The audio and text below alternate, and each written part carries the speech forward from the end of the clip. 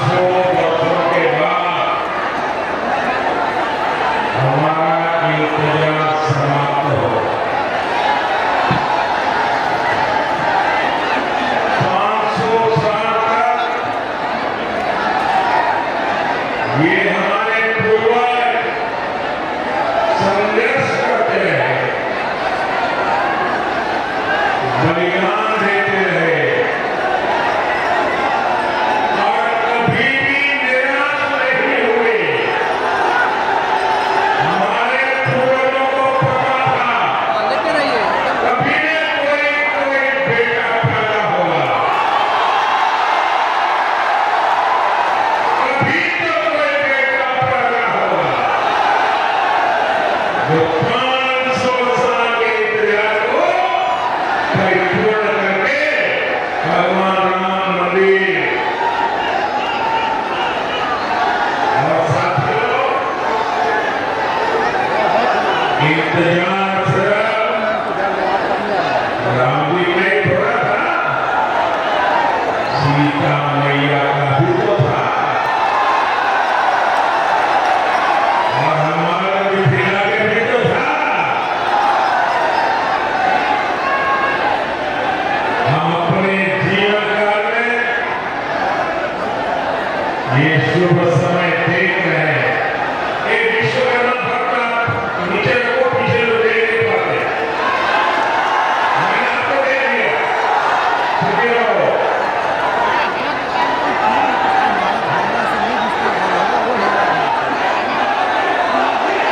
ये शुभ समय ये हमारे लिए बहुत बड़ी बात है। साथियों, जब अयोध्या में रामलला की प्राण प्रतिष्ठा हो रही थी, तब मैंने कहा था कि आज भारत आने वाले 1000 साल का भविष्य लिखेगा। कई बार इतिहास की एकाध घटना भी कई शताब्दियों का भाग्य तय कर देती है।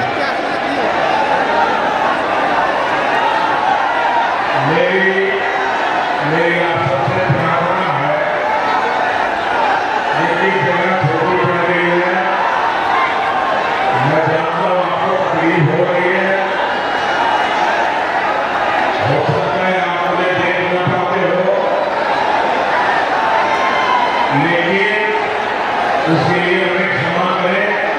आराम से जहां है वहां खड़े रह करके मुझे सुनिए, और अगर आवाज कम करेंगे तो मुझे बोलने की सुविधा मिलेगी। तो आपके आशीर्वाद है, मैं बोलना शुरू करूं, आप शांति रखोगे, आप बड़े अच्छे लोग हैं। आज से 1000 साल पहले जब पश्चिम से भारत पर हमले होने शुरू हुए थे, तब किसी ने नहीं सोचा था कि भारत 1000 साल की तुलना में जीत जाए। जो बिहार देश को दिशा दिखाता था, वो ऐसे संकटों से घिरा कि सब कुछ तबाह हो गया। लेकिन साथियों, भारत के भाग्य ने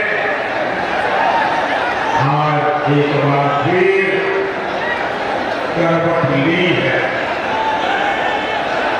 बिहार के भाग्य ने एक बार फिर करवट ली है। 21वीं सदी में ये कालखंड ऐसा आया है जो भारत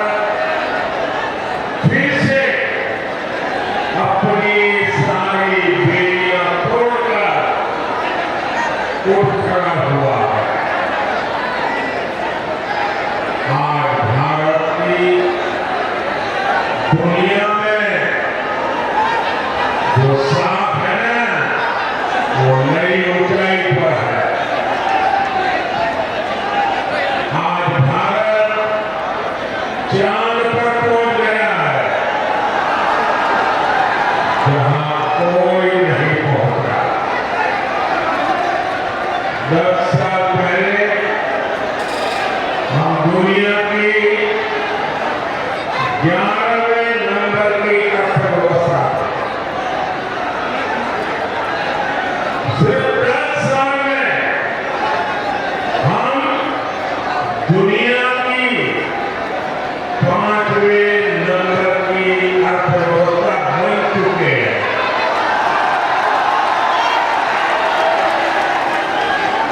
आपको कोरोना का समय याद होगा। 100 साल का इतना बड़ा संकट आया था। पूरी दुनिया सोचती थी भारत तो गया, भारत तो बर्बाद हो जाएगा, दुनिया भी बर्बाद रहेगा। सब सोच रहे थे कि अब क्या होगा, लेकिन उस समय भारत ने दिखाया कि भारत का सामर्थ्य क्या होता है। भारत उस संकट से निकला,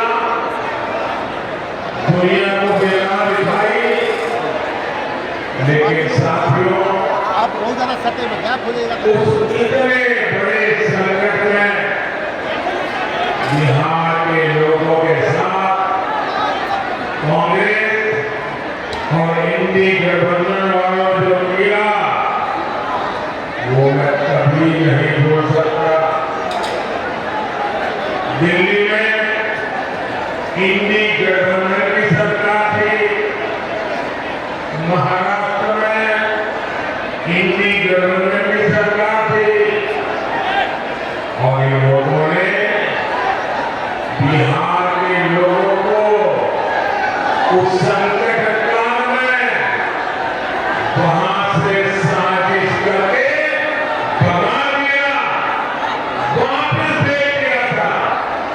मेरे बिहार के नौजवानों, मेरे बिहार की बेटियों, दिल्ली से इंडी गठबंधन की सरकार वालों ने भगाया, महाराष्ट्र से इंडी गठबंधन वालों ने सरकार ने भगाया था।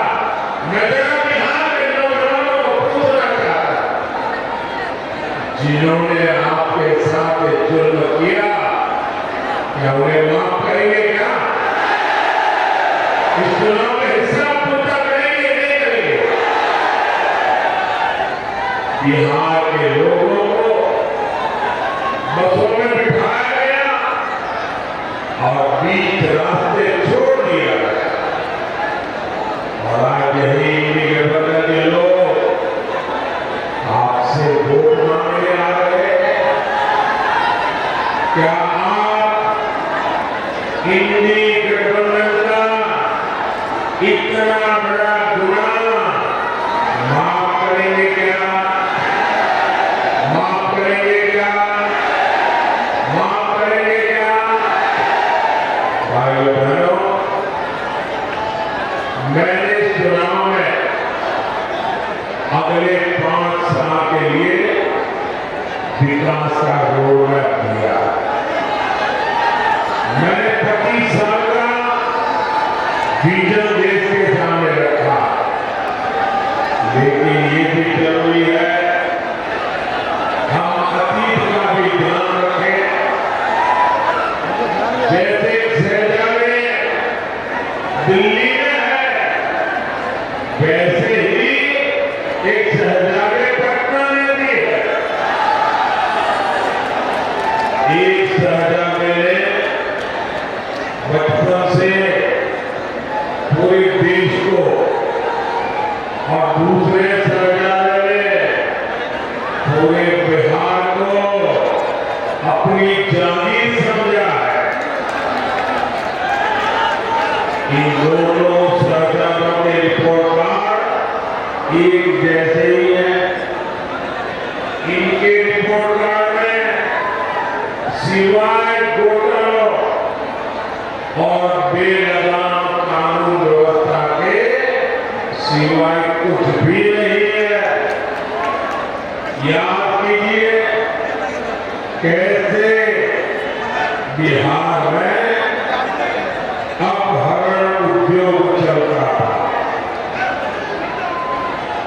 कैसे बड़े बड़े घोटालों से बिहार के खजाने को लूटा जा रहा था, कैसे शाम होते ही हमारी बहन बेटियां घर से निकलने में डरती थी, कैसे नौकरी लेने के पहले जमीन लिखवा ली जाती थी। साथियों, आज नीतीश जी के नेतृत्व में एनडीए सरकार बिहार के विकास के लिए दिन रात काम कर रही है। हमारी प्रेरणा कर्पूरी ठाकुर है, जिन्हें कुछ समय पहले भारत रत्न देने का सौभाग्य हमें मिला। पिछले 10 साल में बिहार में हमें 40 लाख गरीबों को पक्के घर दिए हैं, करीब 1.25 करोड़ गैस कनेक्शन दिए हैं। आज गरीबों को मुफ्त राशन, मुफ्त इलाज मिल रहा है। और अब मोदी ने ये भी तय किया है कि आपके परिवार में बिहार में कोई भी 70 साल की ऊपर के बुजुर्ग होंगे तो आप उनके संतानों को उनकी बीमारी में इलाज का खर्चा नहीं उठाना पड़ेगा। अब ये खर्चा दिल्ली में आपका ये बेटा उठाएगा।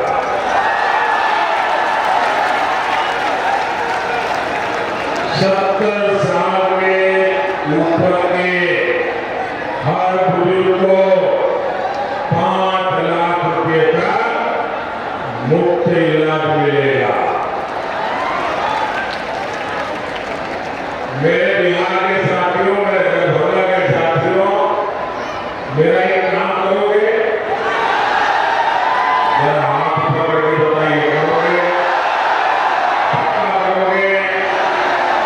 एक काम करना, जब आने में दिनों गांव-गांव जाते होंगे, मोहल्ले में जाते होंगे, छोटी-छोटी बस्तियों में जाते होंगे, अगर वहां पर कोई परिवार ऐसे आपके ध्यान में आ जाए जिनको अभी पक्का घर मिलना बाकी है, गैस का कनेक्शन मिलना बाकी है, नल से जल का कनेक्शन बाकी है, आयुष्मान का कार्ड नहीं पहुंचा है, तो उनको कह देना कि मोदी जी की गारंटी है। 4 दिन के बाद नई सरकार बनने के बाद हम 3 करोड़ नए घर बनाने वाले हैं। तो आप मेरी तरफ से उन सब परिवारों को गारंटी दे देना, मेरे लिए तो आप ही मोदी है। साथियों, दरभंगा में एयरपोर्ट हो, रेलवे स्टेशन हो, अमृत भारत ट्रेन हो, आधुनिक सड़कें हो, हर तरफ काम हो रहा है। दरभंगा एम्स की रचना को भी दूर किया जा रहा है। साथियों,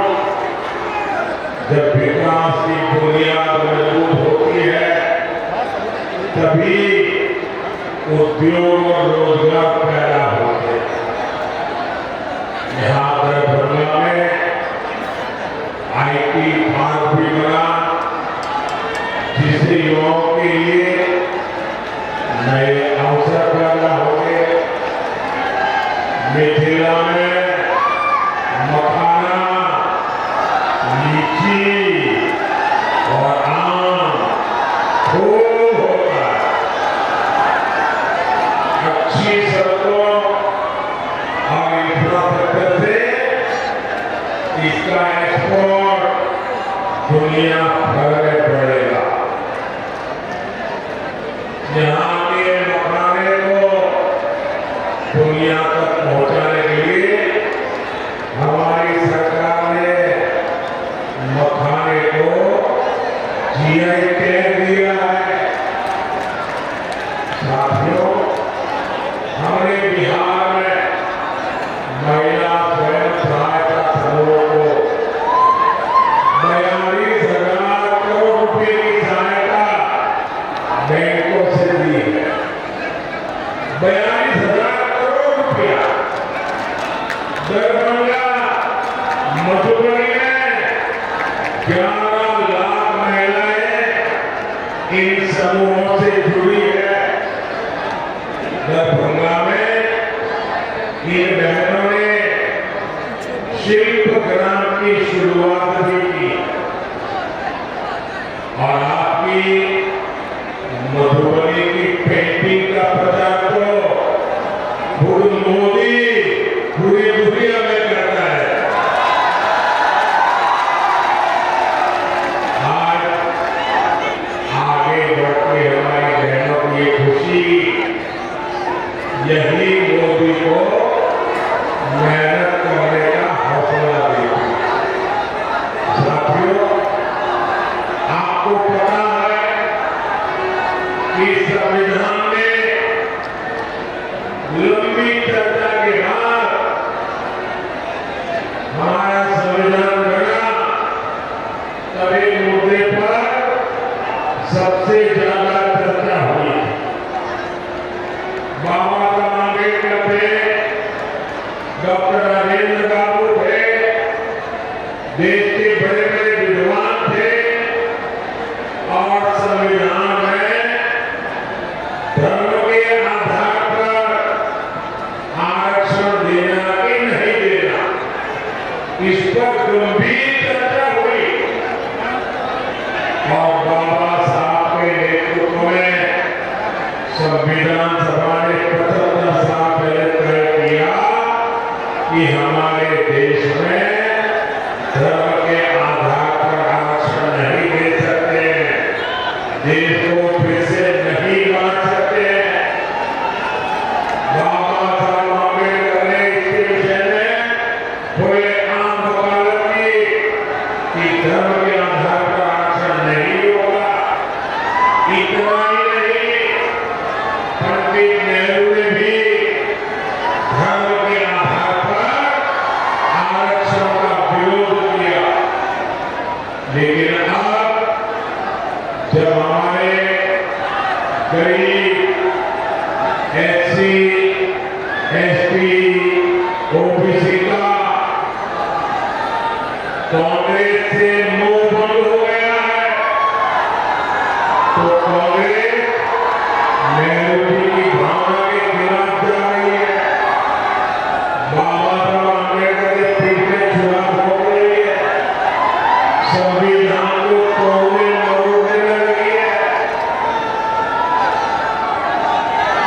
कांग्रेस लगी हुई है कि ओबीसी कोटे को कम करके धर्म के आधार पर उसमें से डाका डाल के मुसलमानों को आरक्षण दे दिया जाए।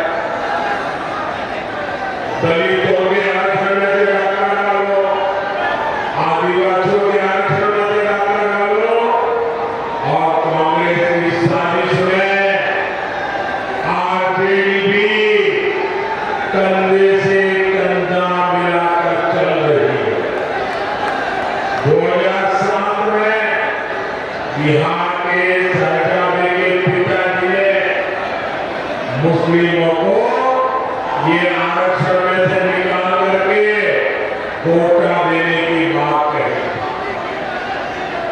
रेल मंत्री के रहते हुए उन्होंने रेलवे अधिकारियों को कहा था कि मुस्लिमों के लिए कोटे का इंतजाम किया गया है। सोचिए कि एससी, एसटी, ओबीसी का आरक्षण छीनकर को मुस्लिमों को देना चाहते हैं। आप मुझे बताइए, धर्म के आधार पर ओबीसी, एससी, एसटी आरक्षण अगर कटेगा तो यादव, कुर्मी, इन समाज का हक भी बचेगा क्या? सब कुछ खत्म हो जाएगा। पासवान, मुसहर, रविदास, दानव समाज के हक पर ये डाका डालने में उसकी फिराक में है। साथियों, मैं पिछले 12 दिनों से कांग्रेस को और उनके चट्टों-फट्टों को आरक्षण के मुद्दे पर चुनौती दे रहा हूं।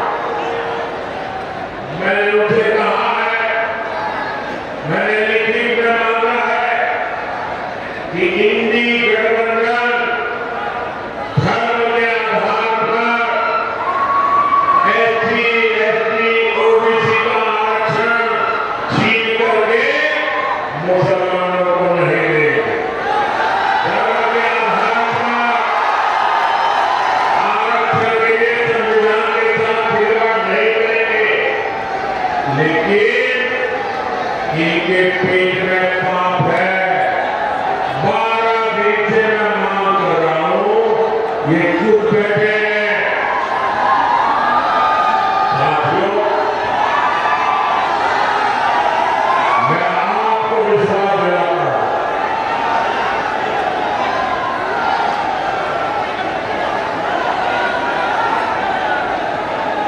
मैं आपको विश्वास दिलाता हूं, जब तक मोदी जिंदा है,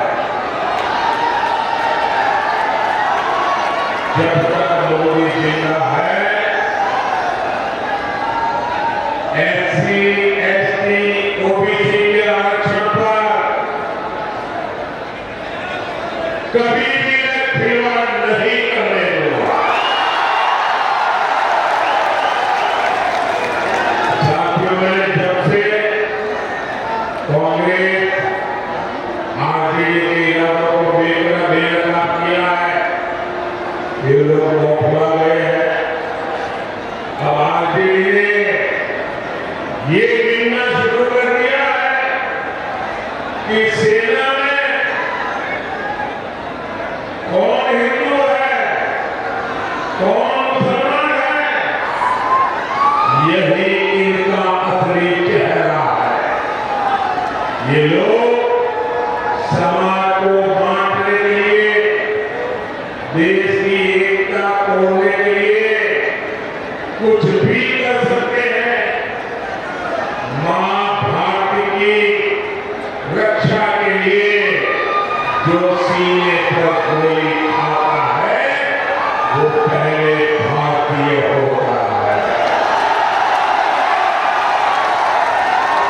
और ये आखिरी के लोग उसे हिंदू मुसलमान की नजर से देखते हैं। मैं जरा हिंदू मुसलमान का बंटवारा करने वालों को पूछना चाहता हूं, क्या अब्दुल हमीद जी को हम इस सर्व इसलिए याद करते हैं क्योंकि वो मुसलमान थे? देश को इस दिशा में ले जाएंगे लोग, यही लोग सर्जिकल स्ट्राइक पर सवाल उठाते हैं, एयर स्ट्राइक पर सवाल उठाते हैं। यही लोग आर्मी चीफ को गाली देते हैं। आखिर इसको खुश करने के लिए किसके इशारे पर बोला जाता है?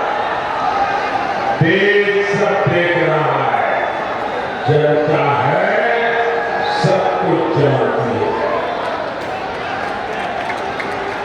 देशवासी सब देख रहे हैं। साथियों, आर्मी का इतिहास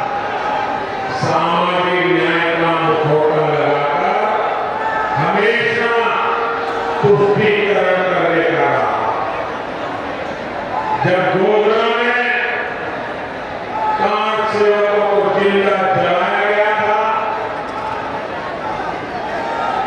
तब एक मंत्री ये सांसद के बेटे थे जो सजा मांग रहे हैं, अब जमानत पे घूम रहे हैं।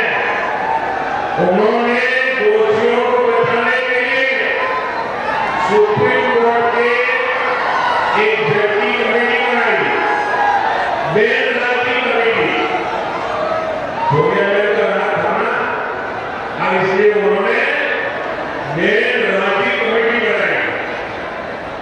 वो जज का नाम बेल राजी था, तो लोग बेल राजी बोलते हैं। और उससे ऐसा रिपोर्ट लिखवाया कि 7 लाख सेवकों को जलाने वाले निर्दोष हो गया।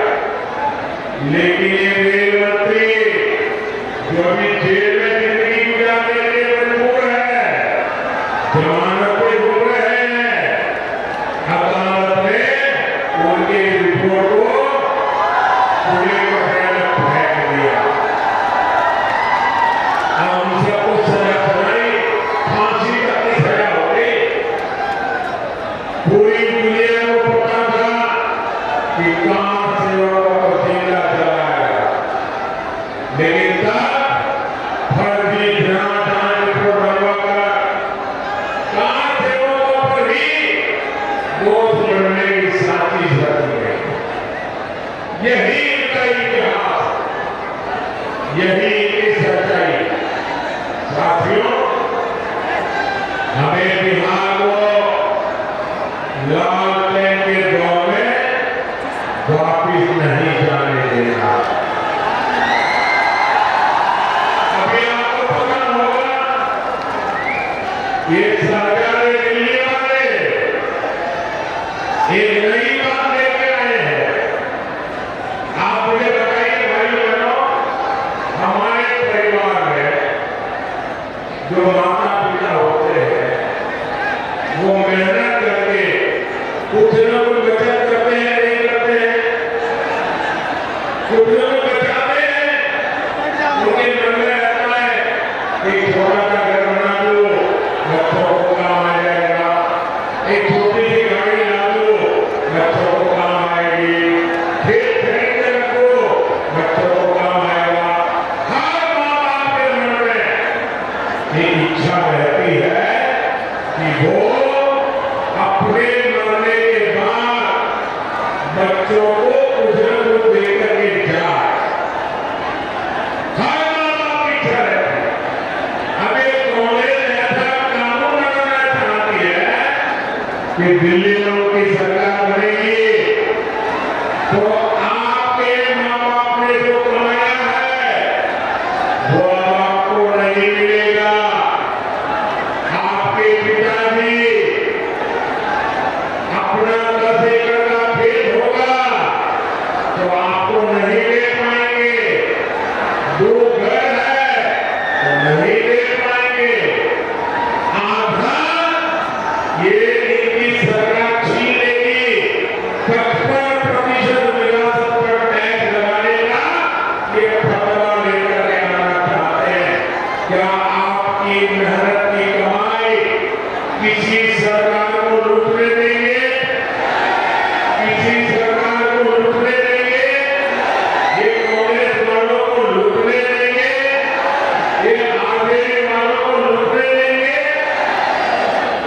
हमारे भाई बहनों, आपका भविष्य बचाने के लिए, आपके बच्चों का भविष्य बनाने के लिए 7 मई को झंझारपुर में जेडीयू से प्रत्याशी श्री रामप्रीत मंडल जी 13 मई को दरभंगा में बीजेपी से श्री गोपाल ठाकुर ने, और समस्तीपुर से एलजेपी की हमारी बेटी श्रीमती सांभवी जी, पूरे हिंदुस्तान की सबसे छोटी उम्र की बेटी चुनाव लड़ रही है। आपका आशीर्वाद